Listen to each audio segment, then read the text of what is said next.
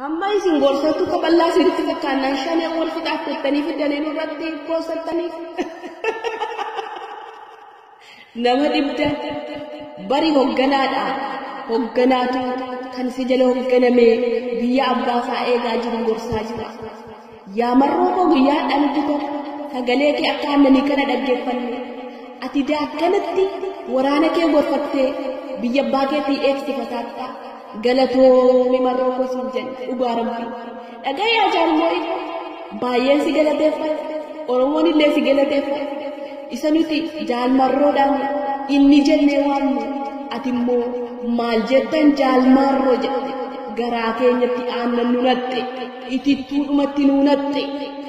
deebii itti deebisaara jedheetiin si caqase deebii tokkotti hin deebifne garaa keessaa torba na jedhe waa tokkotti hin deebifne galatoomi jaalmooi koo jedhe warri immoo shanee wal qixxeettanii irratti barreessaniitti gubbaa nu gadhiiftan kun galatoomaa isiniin jenna isinite sagalee jaalmarroo sanatti barbaannu fiddanii nu dhaggeeffachiiftan kinoo nutti tole hamma kinoo akkam hadha rafnee bulla rafiitii malee bulaa ture hadha rafnee bulla sagalee jalaa dhaggeeffanne dhagayaa jaalmarroo waan ati kabalamtee dhiitamaa argise uummanni osooti kabalamtee dhiitamtee iyyuu maaliif hin jennu kan nama gorsu nama balleessuuf miti nama jiraachisuuf nama guddisuuf malee kanaaf jennaan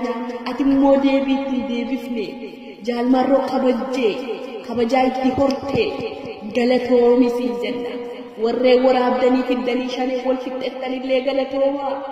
galatoomaa isiniin jedha kinoo akkana nutti tole baay'ee nutti tolee jira. Dhagayaa jaalmooi koo uummata kaballaadhaan nama wujjinjirsaa jirtu gorsi kaballaa itti fakkaate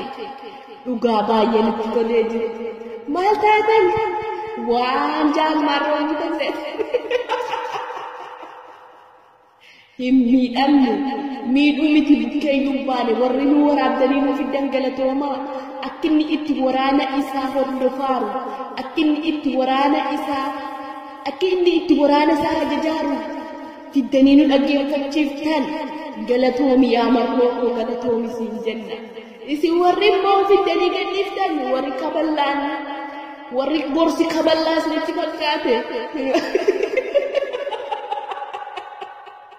anaa nyaatu isiniin jenne anaa nyaatu isinumaan jennee dhuma dhiifna isinuma fudhatee calaa jedhu jennee dhuma dhiifna baay'ee nutti toleen jaalmooi koo dhugaa marroo koo galatoomi injifannoon nuuf gali injifannoon